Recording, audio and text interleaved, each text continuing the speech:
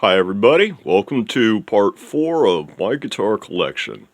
This is other 6-string solid body guitars.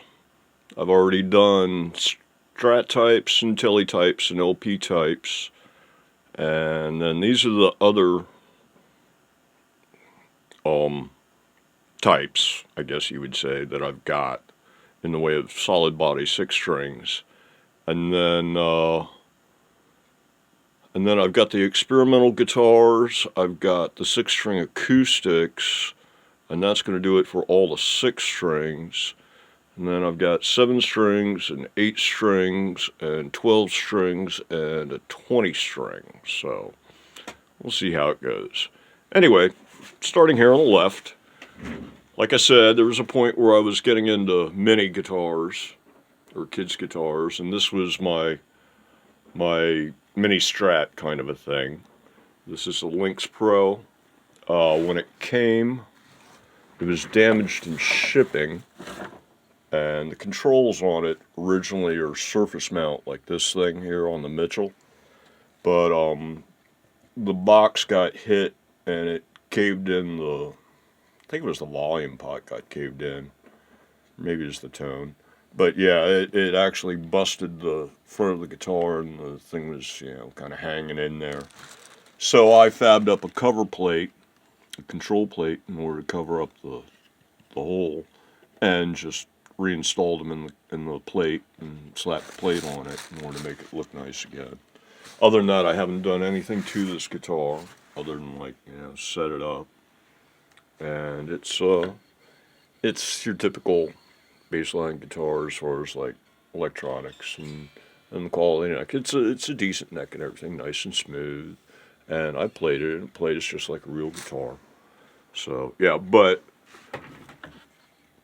chords above the 12th are not happening for an adult size hand. You can see how big my fingers are compared to these frets.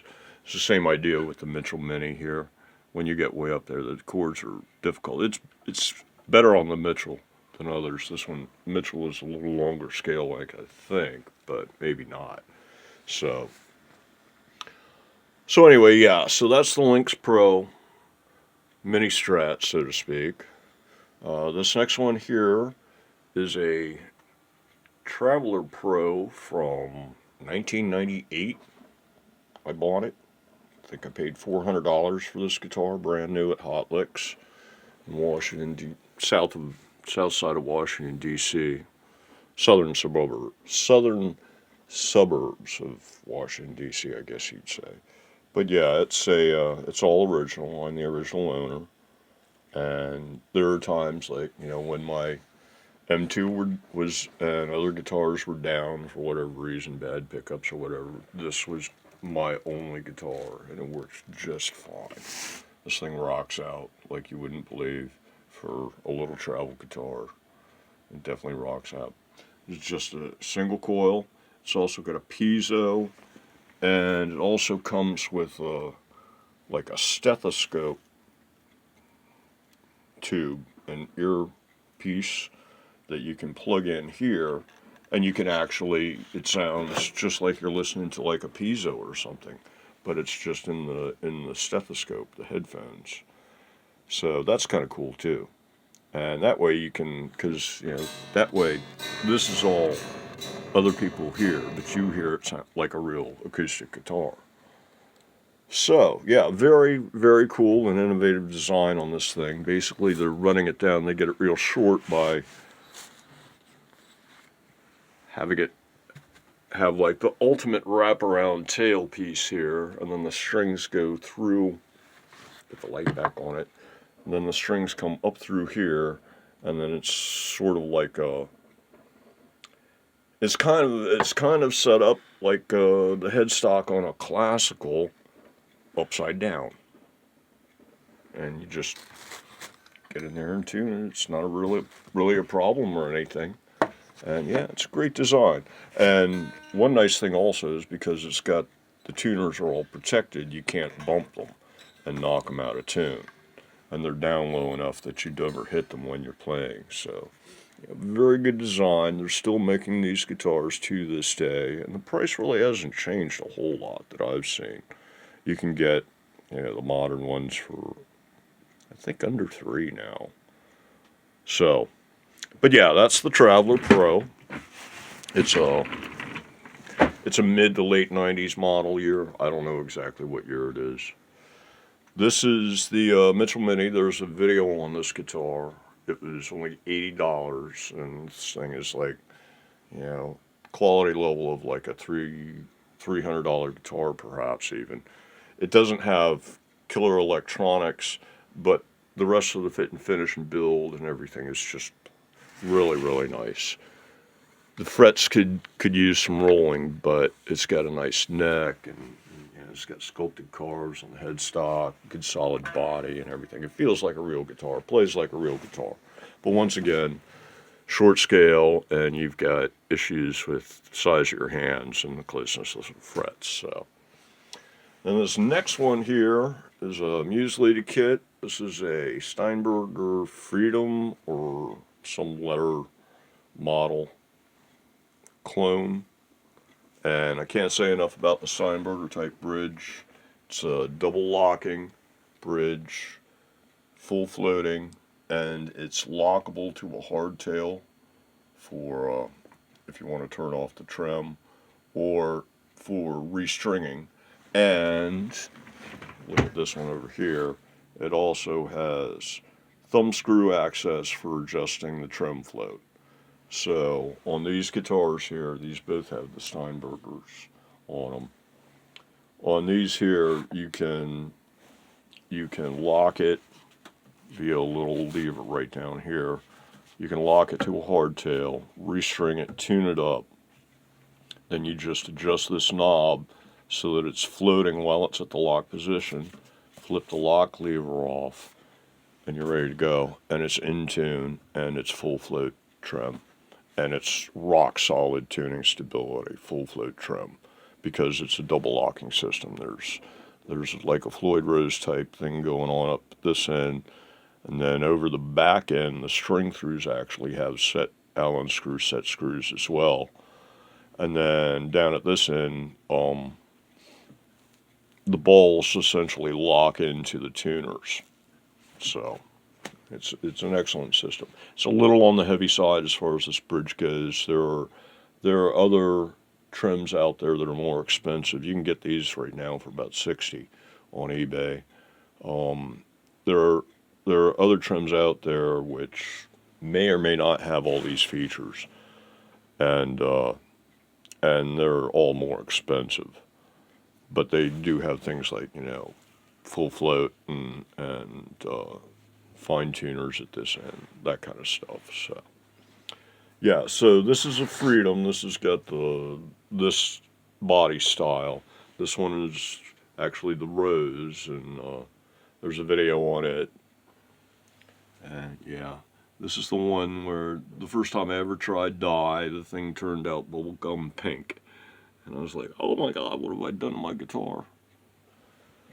But anyway, yeah, so that's the Rose, and that's a Steinberger Freedom clone, Muse Lady kit. And this one is the Steinberger Freedom, or it might be a model M1 or L1 or L4 or something like that.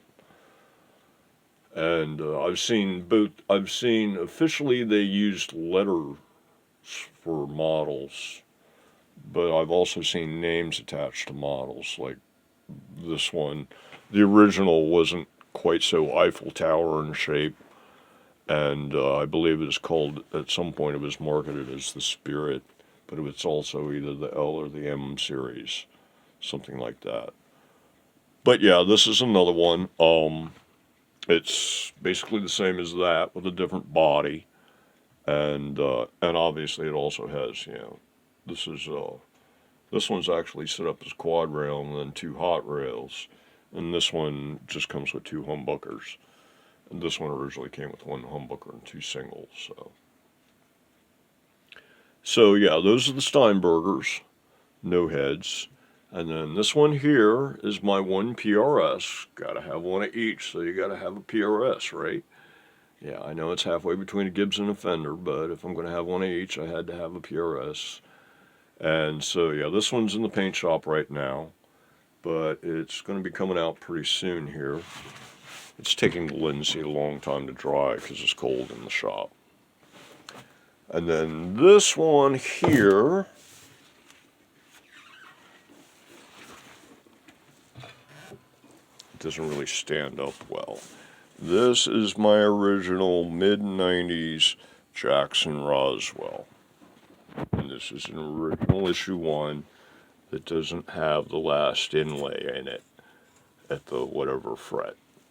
If you look them up, the reissues all have one more inlay on the neck than the originals. This is an original. I bought this. I saw this thing hanging on the wall at Chuck Levin's Guitar Center on the north side of Washington, D.C. And I was like, oh, God, that's cool. And so it was a little under $400, as I recall, and I got it. And this is actually the heaviest sounding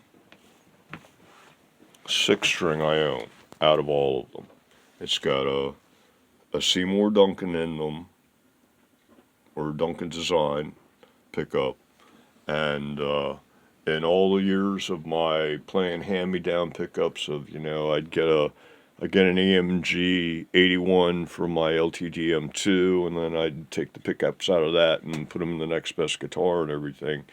And in all rounds of hand-me-down pickups, I've never changed the pickup in this guitar. This is still the original pickup because it was so great and so hot. None of the hand-me-downs ever beat it. And this guitar has more bottom end, more bass response than any other 6-string I own, bar none.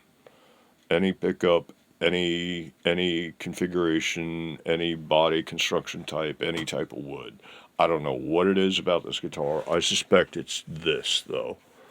I don't know if it's one piece or what. I don't know what the construction is on these things. I doubt it's neck through or anything. No, I'm sure it's a bolt-on. Yeah, it's a bolt-on. So let's see. It might be one piece.